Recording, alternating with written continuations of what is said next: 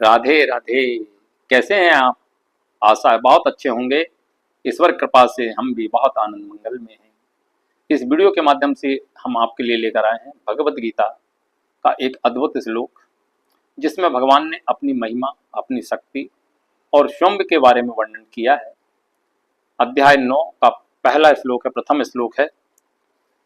बहुत ध्यान से सुनिएगा कि इदम ते गुह्यतम प्रवक्ष्याम्यशूयवे ज्ञानम विज्ञान सहितम यज्ञातेव मोक्षसे सुभात। अर्थात भगवान ने अर्जुन से कहा है, हे अर्जुन, मैंने तुम्हें इसलिए इस ज्ञान के लिए चुना कि तुमने आज तक कभी किसी से ईर्ष्या नहीं की, किसी से द्वेष नहीं किया, किसी के साथ कोई छल नहीं किया, कोई कपट नहीं किया। अर्थात तुम मेरे परम मित्र हो। यहां भगवान ये बात कहना चाहते हैं कि जो व्यक्ति किसी के साथ छल नहीं करता है, किसी के साथ कपट द्वेष ईर्ष्या नहीं करता है, भगवान उसे अपना हितैषी अब मानते हैं, भगवान उससे प्रेम करते हैं और भगवान उसे सखा भी मान लेते हैं, जैसे अर्जुन को माना है। नर और नारायण का संबंध तो प्राचीन काल से है। नर है तो नारायण है और नारायण है तो नर है। यह संबंध बहुत प्राचीन काल, सनातन काल से यह संबंध चला आ रहा है। लेकिन नारायण उसी नर को अपना बनाते हैं जो छल कपट द्वेष ईर्ष्या से रहित होता है। भगवान अर्जुन से कहते हैं, अर्जुन तू मेरी बात को ध्यान से सुन।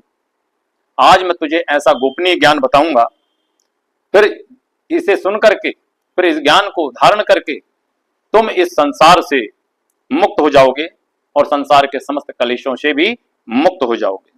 तो आइए, इसका गूढ़ रहस्य क्या है, भगवान आगे क्या कहना चाहते हैं। इस श्लोक में भगवान ने अपनी महिमा प्रतिपादित की है कि मैं ही पूर्ण ब्रह्म हूं, मैं ही सृष्टि करता हूं, मैं ही पालन करता हूं और मैं ही संहार करता हूं। इसलिए अर्जुन, मैं ही सर्वश्रेष्ठ हूं। अर्जुन ने कहा, भगवान आप तो इसी समय के हैं, मेरा जन्म और आपका जन्म लगभग साथ में ही हुआ है, फिर आप अपने आप को शुंभ को इतना श्रेष्ठ कैसे बताते हैं? अर्जुन के मन में बार बार शंका आती है। भगवान ने कहा, अर्जुन तू समस्त योनियों को नहीं जानता, जिन जिन योनियों में तू घूम फिर करके आया है उनके बारे में तू नहीं जानता, लेकिन मैं सब जानता हूं। मैं आदि हूं, मैं सनातन हूं।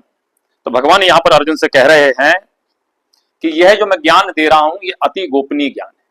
इसे राज विद्या भी कहा जाता है। यह अति गोपनीय ज्ञान को ध्यान से सुन। इस श्लोक में भगवान ने अपनी महिमा का वर्णन किया है। यदि किसी व्यक्ति में भगवान के प्रति थोड़ी सी भी दोष दृष्टि रह जाती है, दोष बुद्धि रह जाती है, तो निश्चित ही वह ऐसा सोचने लगेगा, ऐसा विचार कर सकता है कि भगवान शुंभ अपने मुख से अपनी प्रशंसा कर रहे हैं, अपनी बड़ाई कर रहे हैं। अर्थात भगवान ने यहां पर इस बात को बल देकर कहा है, स्पष्ट विशेषण देकर के कहा है, इदम तू ते गुह्यतम प्रवक्ष्याम्यशूयवे।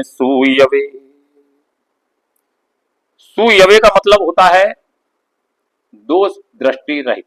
अर्थात अर्जुन, तुम इस दोष दृष्टि से दूर हो, तुम ऐसा विचार नहीं करोगे, इसलिए मैं ज्ञान तुम्हें दे रहा हूं। प्रवक्ष्यामि, प्रवक्ष्यामि का अर्थ होता है कहना। भगवान बता रहे हैं अर्जुन को। और प्रवक्ष्यामि का दूसरा भाव है, दूसरा अर्थ भी होता है।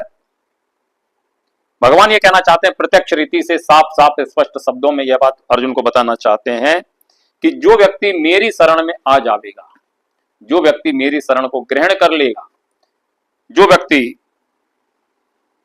अनन्य भाव से मेरा भजन करेगा, चाहे वह दुराचारी ही क्यों ना हो, वह अंत में मुझको ही प्राप्त हो जाएगा।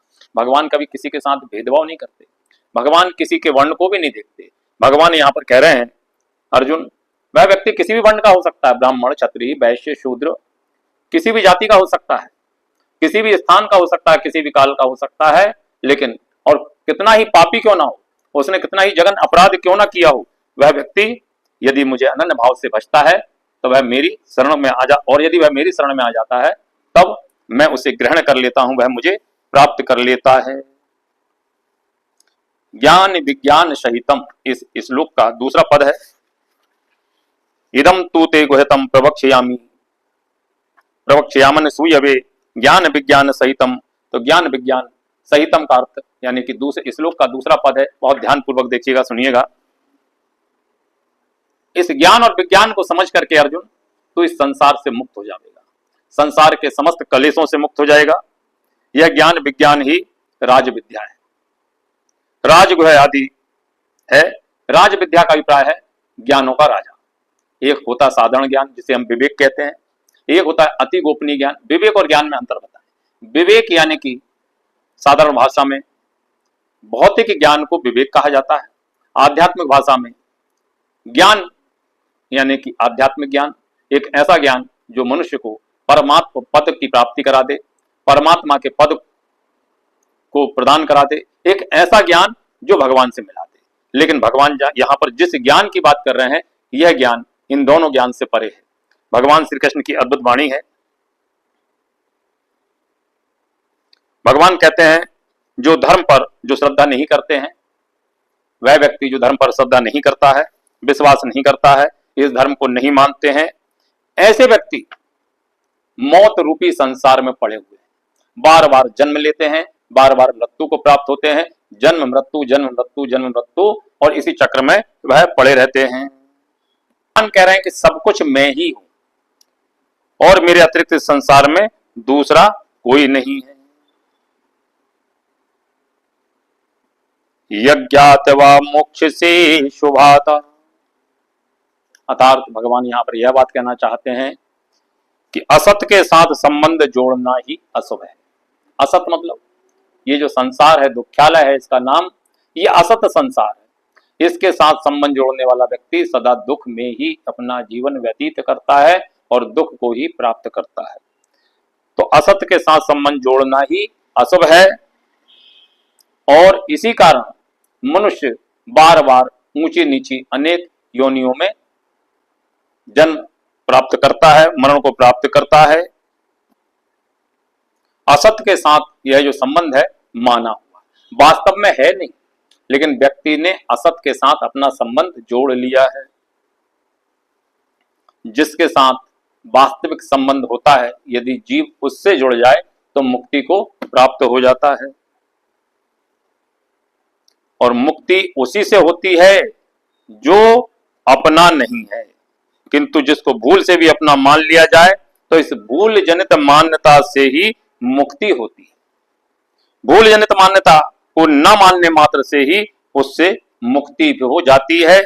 जैसे कपड़ों में मैल लग जाए, दृष्टांत उदाहरण के माध्यम से बताना चाहते हैं, जैसे कपड़ों में मैल लग जाए और फिर उसको साफ किया जाए तो कपड़ा धोने से तो यथास्थिति में रहता है, लेकिन उसमें लगा हुआ मैल छूट जाता है।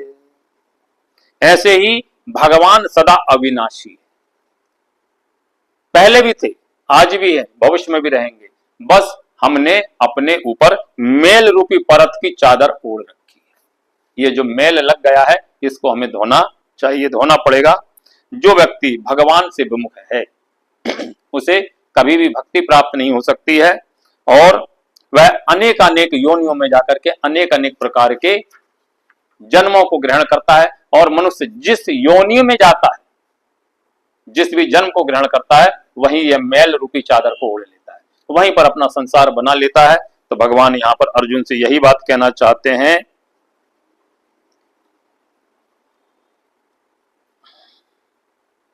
जो व्यक्ति भगवान के सम्मुख हो जाता है उसके समस्त कर्म बंधन नष्ट हो जाते हैं।